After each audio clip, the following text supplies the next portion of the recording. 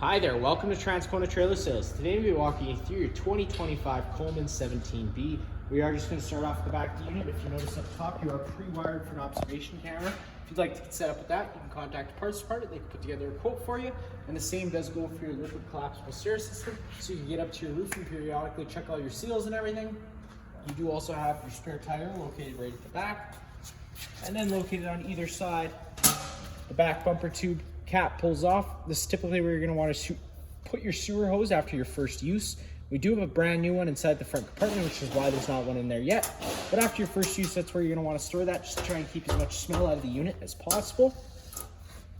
Then in this corner, as well as all four corners of the unit, you do have stabilizer jacks. The way those works is you just hook up your 3/4 inch drive tool, which is located inside the front compartment, running this foot down to the ground. Once the foot contacts the ground, just giving another 8/4 turn. That's just to snug it up, to take any bounce or sway you see we have in the unit right now away.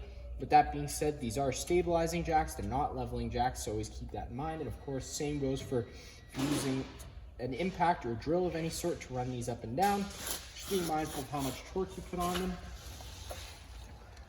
You got your fresh water fill, so if you're out boondocking or your site doesn't have water, put a garden hose in there, turn it on, and that is what fills your fresh tank.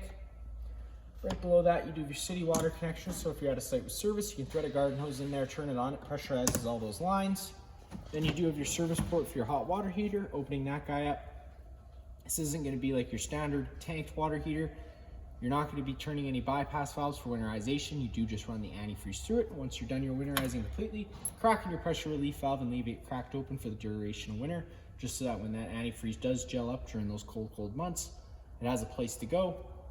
You got your power switch, which does supply 12-volt power to the thermostat inside. That is all you really need to worry about inside there. And you got your main sewer outlet.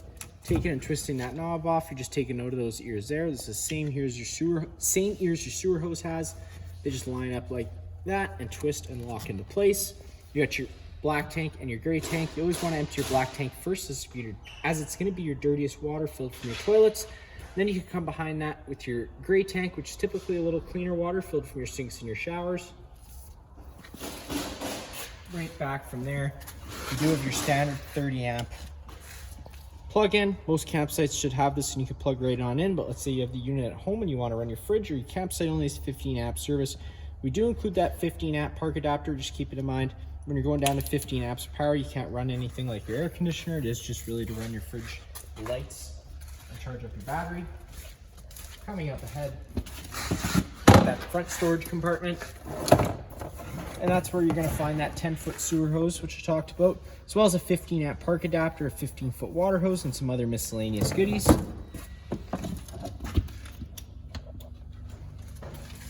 Around the front of the unit, you got your standard 20-pound propane tank, pretty standard, counterclockwise all the way to open it up.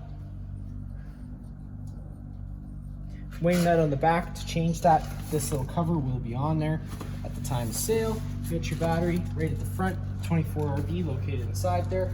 Front power tongue jack, which this customer did opt to go with.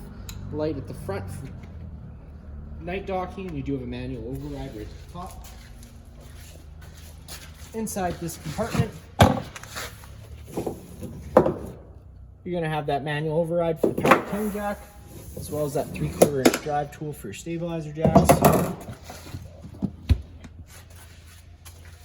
Then on this side here, we just have the 2 power outlets. You do also have your furnace exhaust, so whenever it's running it will be blowing out hot air.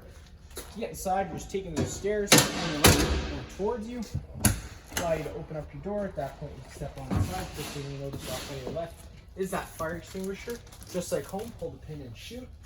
Up on the ceiling, all your lights inside here are on their own set of push buttons, so you do just have to turn them on individually throughout. Then up on the wall, you got your monitor panel system. You got your different tanks as well as your battery. It's got the corresponding level up top when you press the button. You got your water pump. Turning that on is what draws out of your fresh tank. Awning control. Little exterior light does turn on the awning outside. Hit and holding that retract button. One thing I forgot to mention is you do have to have this door closed 90 degrees. for the awning to make its way out. If you have it open all the way, it's going to come into contact with that awning arm. So always being mindful, you have the door closed 90 degrees. Then you can run that awning out. Once the awning's fully extended, you're going to see the back of the metal tube and the little flaps hang down. Now, unfortunately, today we're not going to be able to get to that point just due to space, but we'll be able to get it down to the point where I can show you just the 2 other features it has. So that is all we're going to be able to go out today. We're going to retract it back a little bit. Now, before we start rating, you can take any arm, front or rear, pushing in on the arm, set it where you like it, tighten up the little nut. Once that's tight, it will hold its own. Now you're going to see it's going to allow water to now run off. Now I feel like that angle better because it allows for more shade underneath. You do the same thing with the front arm, just making sure you do release these back to loose before you try running your awning in, and allowing those arms to extend back to their full extension before you bring it in. That way you don't run the risk of bending anything. Then retracting it is as simple as holding the retract button. The awnings are going to start making their way in towards the trailer. Once they contact the side of the trailer, the motors are automatically cut out. Up on the wall behind, we do have a backer plate for a TV if you'd want to go with that. 2 outlets right up on the roof for that. Then you're going to notice this black button turns on that green light. That does turn the antenna on the roof. Now it also improves radio frequency and cell phone frequency, so I recommend turning it on whenever you get to your campsite, but whenever you're done using the camper, turning it off because it does draw battery power. You got storage all around on the bed, and then underneath the bed there is another little storage compartment. Standard window air conditioner right in the wall here. Works pretty much just like home. You got all your different settings. That is just the air conditioner for the unit. Storage beside it. Now in front of me, you're going to notice it's a fire exit. Pretty simple. Pull this tab, the whole screen's going to pop out of place, and at that point you can take this handle, push it out, and hop on out of the unit. All the blinds in the unit do it the same way. They just kind of sit where you leave them. You got this kind of sort of set up in your bed situation. You would just be taking your back cushions to fill in the center, and if you wanted it back into a table orientation, you just have to lift the table up, release the bottom legs, and sit that back up. It is best to have it in this position when traveling, that way that table can't travel anywhere. Kitchen area, pretty standard. Hot and cold water at the sink. Storage all around, just be careful of drains and water lines. Storage up top again. Now coming to your stove, because this unit is equipped with propane. You got an LP detector right here near the ground. If this guy ever starts going off, don't panic. Just turn off your main supply of propane at the front of the unit and open up some windows and vents just to ventilate things out a little bit and get some fresh oxygen inside here.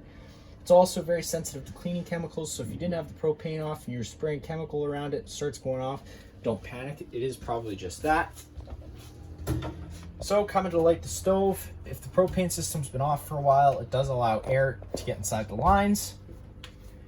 So the first thing I recommend doing is just coming inside and firing up the stove first thing. Reason being, it's just the most simple way to purge all the air out of the lines, so that way if you go to fire up your water heater or your furnace, it's not going to throw any fault codes because it wasn't purged yet. Turning it over to the high/light option and hitting it with the igniter. It did fire up pretty quickly today. That is because I had the system already running earlier. So that's why it fired up. Sometimes it can take a few seconds, just making sure you do hold the lighter around there whenever you have this on. That way you don't have no buildup of gas and any sort of small combustion. You got your fridge and a little tiny freezer up top.